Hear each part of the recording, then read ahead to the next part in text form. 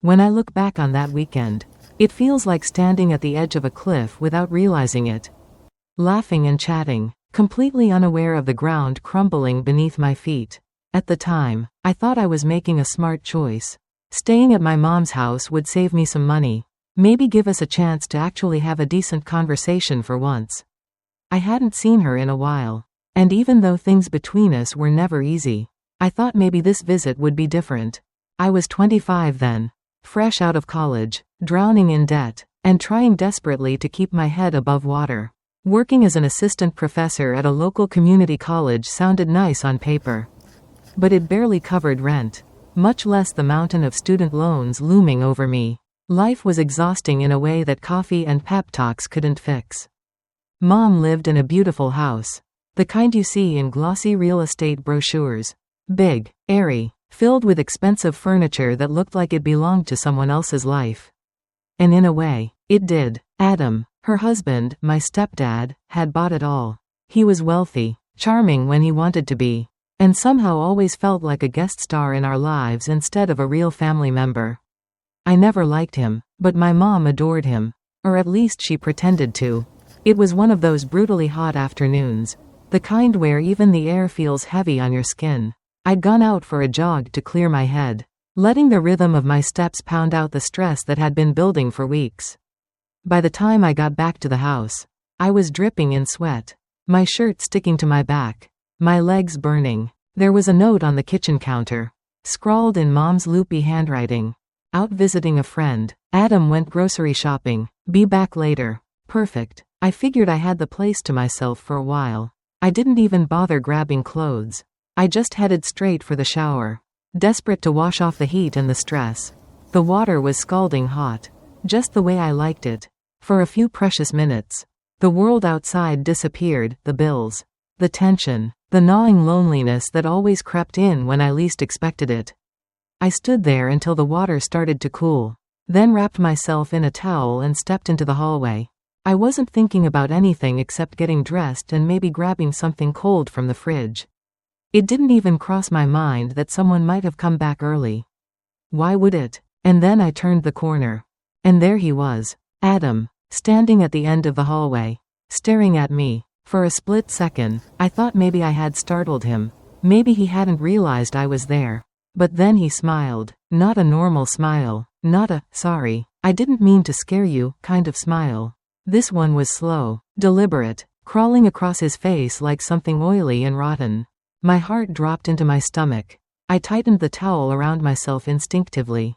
Taking a step back. He didn't move, didn't blink. He just stared. His eyes locked onto mine with a look that made my skin crawl. You're beautiful. You know that? He said. His voice low, almost conspiratorial, like we were sharing a secret. I froze. Every instinct in my body screamed at me to run. But my feet wouldn't move. My mind scrambled, trying to process what was happening. Then he took a step closer. You could change your whole life, he said, his voice smooth, too smooth. $200,000. One night. For a moment, I couldn't even comprehend the words. I just stood there, clutching the towel like it was the only thing keeping me tethered to reality. And then it hit me. He wasn't joking. He meant it. Every disgusting syllable. What the hell is wrong with you? I screamed, backing away so fast I nearly slipped on the hardwood floor. His expression didn't change. If anything, he looked annoyed, like I was being dramatic. Calm down, he said, shrugging casually. It's just an offer. You don't have to make a big deal out of it. A big deal? He was standing there offering me money like I was something he could buy. My hands were shaking so hard I could barely keep hold of the towel. I stumbled into the bedroom, slamming the door and locking it behind me. My heart was hammering against my ribs, my whole body trembling with rage and disbelief. Through the thin walls, I could hear the low murmur of the TV coming from the living room. Like nothing had happened, like he hadn't just shattered every illusion of safety I had ever had. I didn't know what to do. Who to call? My mom? She'd never believed me about anything before. Why would this be any different? I sat on the floor, hugging my knees to my chest, trying to make myself small, invisible, trying to figure out what the hell I was supposed to do now.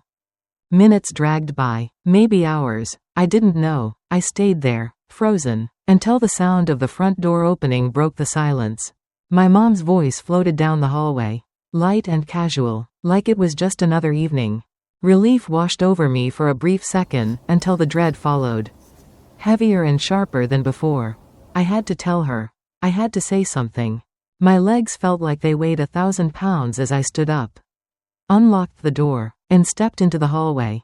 She was setting her purse down on the counter. Her back to me. Adam was lounging on the couch, flipping through TV channels like he didn't have a care in the world.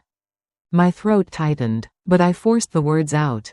"Mom," I said, my voice shaking, "I need to talk to you. Alone." She turned, frowning slightly, more irritated than concerned. "What's wrong?" she asked. Her tone clipped. I glanced at Adam, who was watching us with thinly veiled amusement. "Please," I said, trying to keep my voice steady.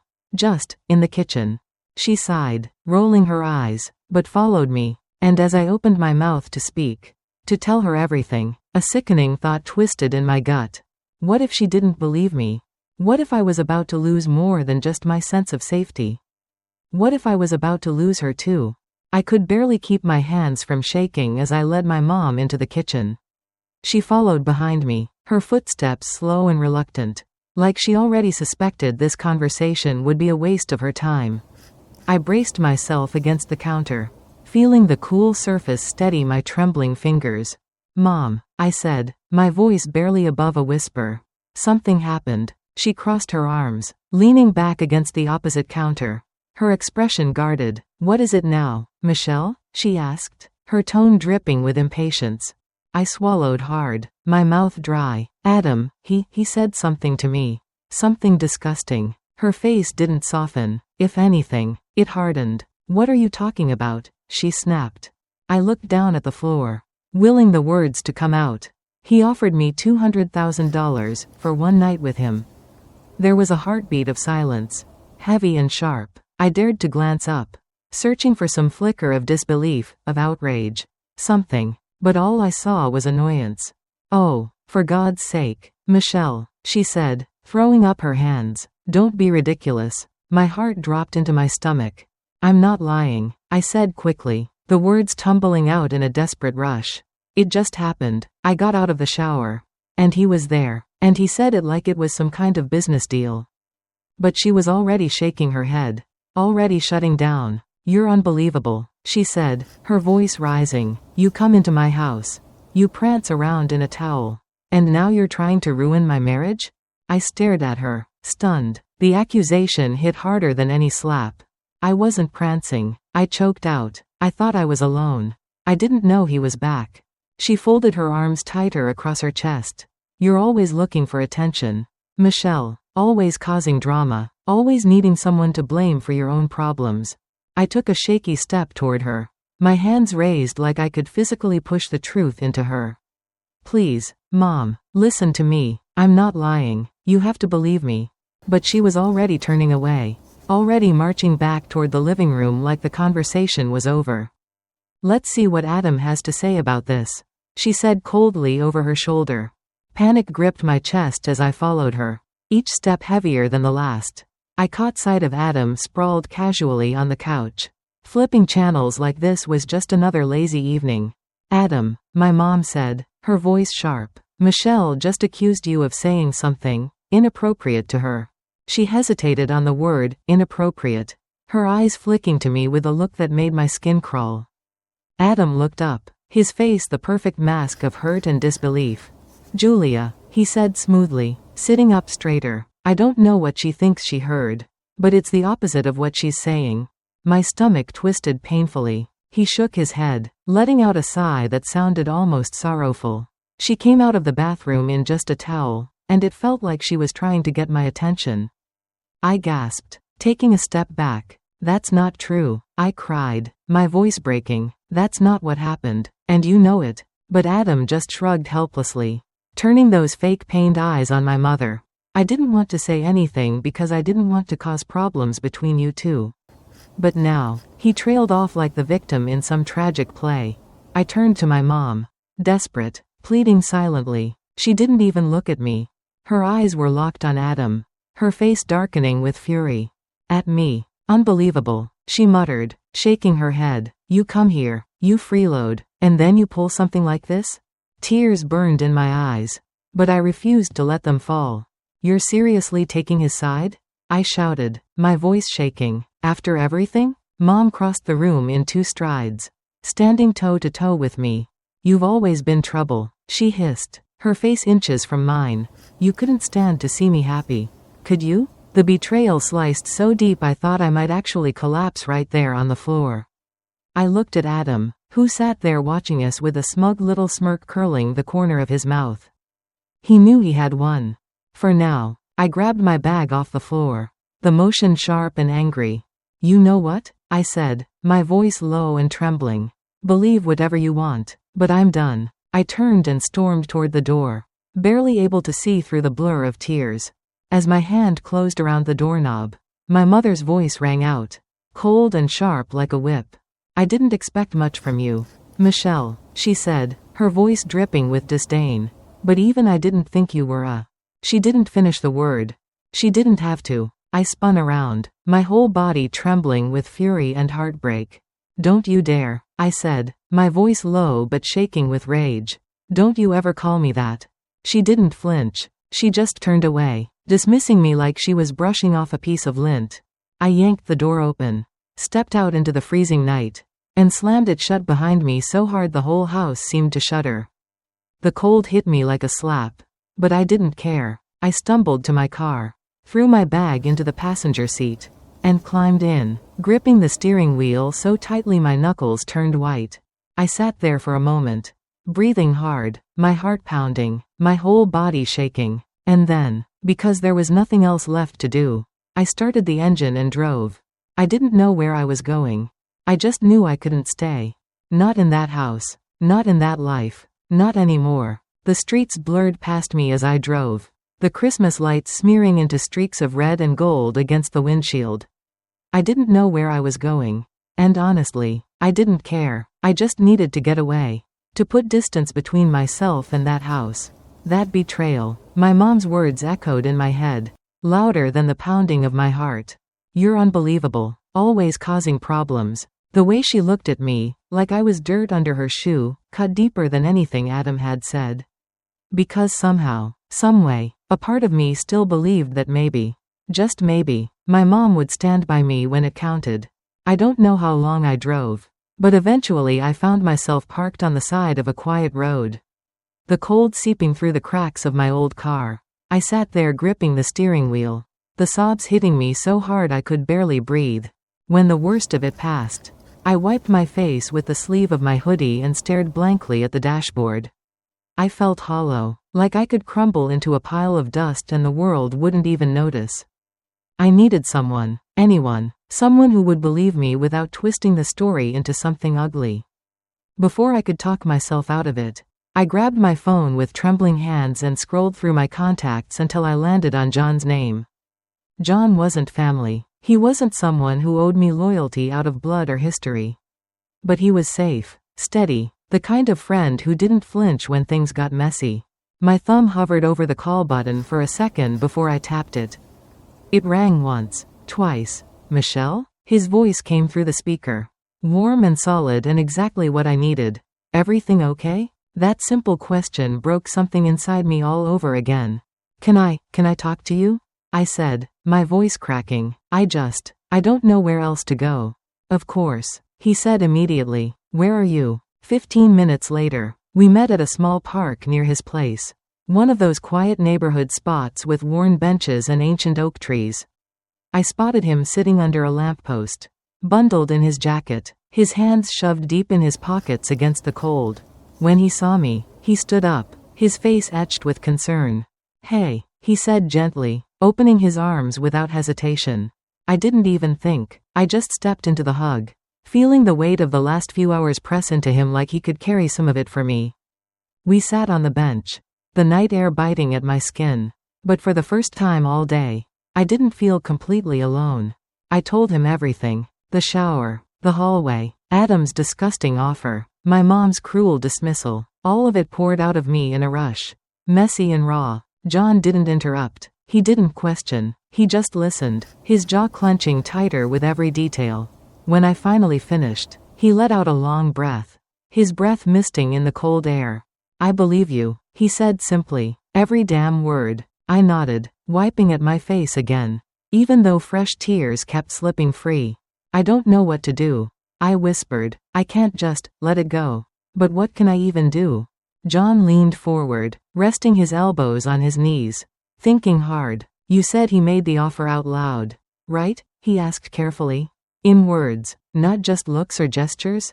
I nodded. "Then maybe," he trailed off, staring off into the distance before turning back to me, his eyes sharp. "Maybe you can get him to admit it again. On record." My stomach twisted at the thought. "You want me to talk to him?" I asked, my voice rising. "After everything?" "I know it's asking a lot," John said quickly, "but if you can get him to repeat what he said, even hint at it, you'd have proof, real proof, something your mom can't ignore." I sat there, heart pounding, the idea churning in my gut. The thought of facing Adam again made my skin crawl. But John was right. Words meant nothing. Proof meant everything. The twist came not from fear, but from the sudden surge of anger that burned through me. Hot and clean. I wasn't going to be the victim anymore. I wasn't going to let him win. "I'll do it," I said, my voice steady despite the way my hands trembled. "But I have to be smart about it." John nodded, that small, encouraging smile flickering across his face. "I'll help you plan it." We sat there for the next hour, huddled against the cold, hashing out every detail, how to approach him, what to say, how to make it seem like maybe, I was reconsidering. It made me sick to even think about playing along. But I had to, just long enough to get what I needed. We agreed I would call Adam the next day, keeping the conversation light, hesitant, like I was confused and maybe even tempted. And when he bit the bait, which we both knew he would, I would set up a meeting. Somewhere public enough to feel safe but private enough that he would let his guard down. And I would record everything. It was risky, it was terrifying, but it was the only shot I had. Later that night, lying on Na's guest bed with my phone clutched in my hands, I stared at the ceiling, replaying every awful moment in my head. The disgust in Adam's eyes, the contempt in my mother's voice, the way my whole world had collapsed in a single heartbeat. But this time, I wasn't going to let them bury me. This time, I was going to make them hear me. Really hear me. For the first time in years, I felt a strange, unfamiliar sensation bubbling up under all the fear and hurt. Hope. Small and fragile. But there. Tomorrow. It would begin. Tomorrow, I would set the trap. And if all went right, Adam was about to find out exactly how dangerous it was to underestimate me. The next morning, I sat at the tiny kitchen table in Na's house, my phone lying face up in front of me like it was a live grenade. I stared at it for a long time, trying to gather the courage to make the call that would change everything. John had helped me plan exactly what to say, how to sound hesitant, unsure, vulnerable. I hated every second of it, but I knew it had to be convincing. I took a deep breath, tapped Adam's number, and pressed the phone to my ear. It rang twice before he picked up, his voice slick and too familiar. "Michelle," he said, drawing out my name like it tasted good in his mouth. "Wasn't expecting to hear from you." I forced a shaky laugh. "Yeah, about what you said. I've been thinking about it." There was a pause, and I could almost hear the smirk in his voice when he answered. "Yeah? And what are you thinking, sweetheart?" My skin crawled at the endearment, but I pushed forward. I don't know. Maybe I overreacted," I said, keeping my voice small. "Maybe it's not as big a deal as I made it seem." Another pause, heavier this time. "That's good," he said slowly. "That's real good. We can talk about it.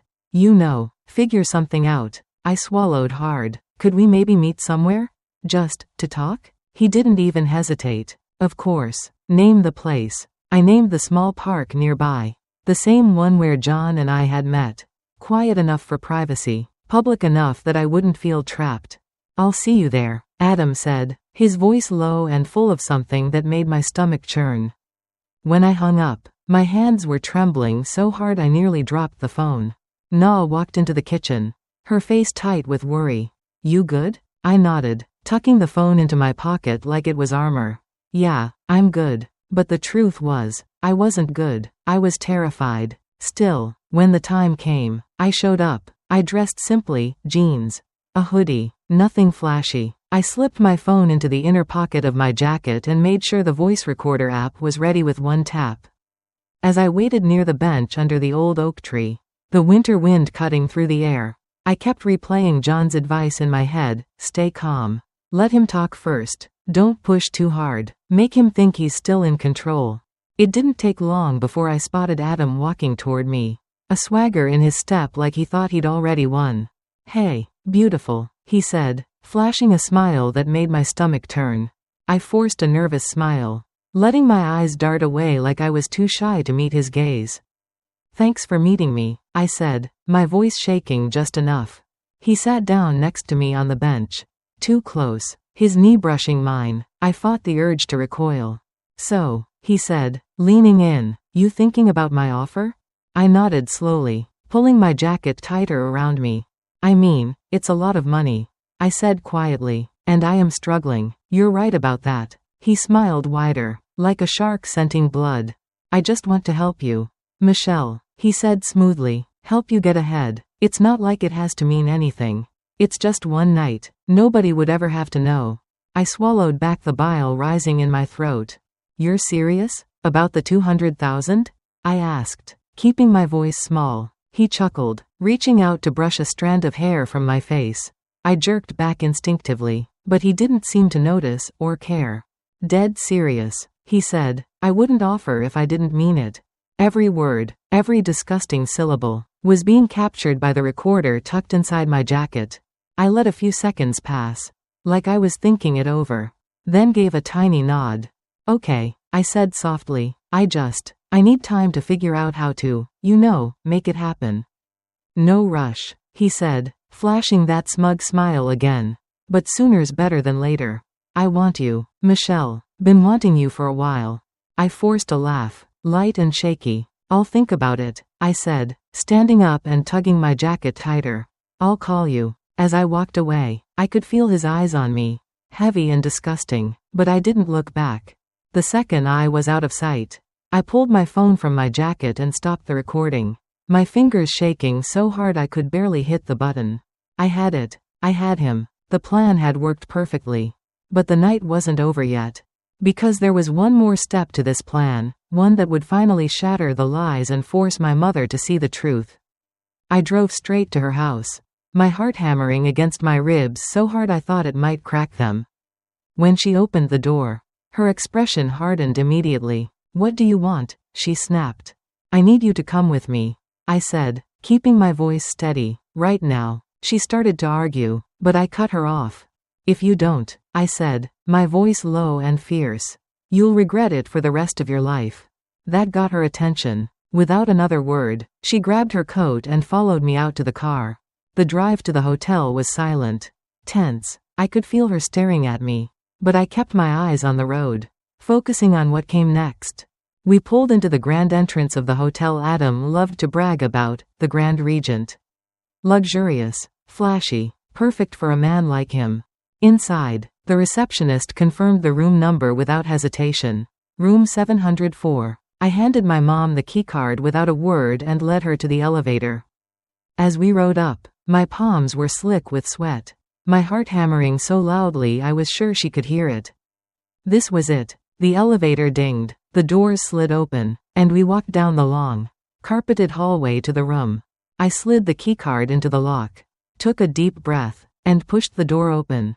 Adam was sitting in an armchair, looking far too comfortable. When he saw me, he smiled. When he saw my mom, the smile slipped. Michelle, he said slowly, standing up. What's going on? I didn't answer. I just pulled out my phone, tapped the screen, and hit play. And Adam's own voice filled the room.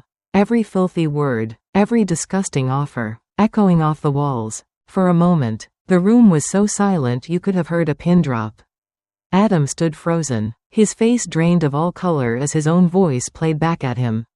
Clear and undeniable, every filthy word, every disgusting insinuation, filling the air like smoke that wouldn't clear. My mom's hands were trembling at her sides.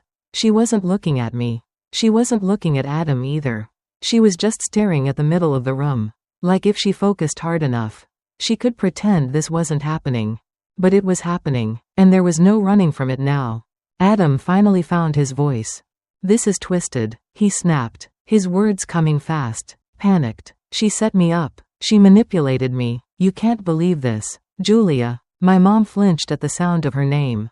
Her whole body stiff. I stayed silent, just letting the recording finish playing. Letting every word hammer the truth deeper into her mind. When it finally ended, I tucked the phone back into my jacket pocket. My hands steady for the first time that night. I didn't twist anything, I said quietly. I just let him talk. Adam turned on me then, his face contorting with fury. "You little bitch," he spat. "You think you can ruin me? You think anyone's going to believe you after the way you've always acted?"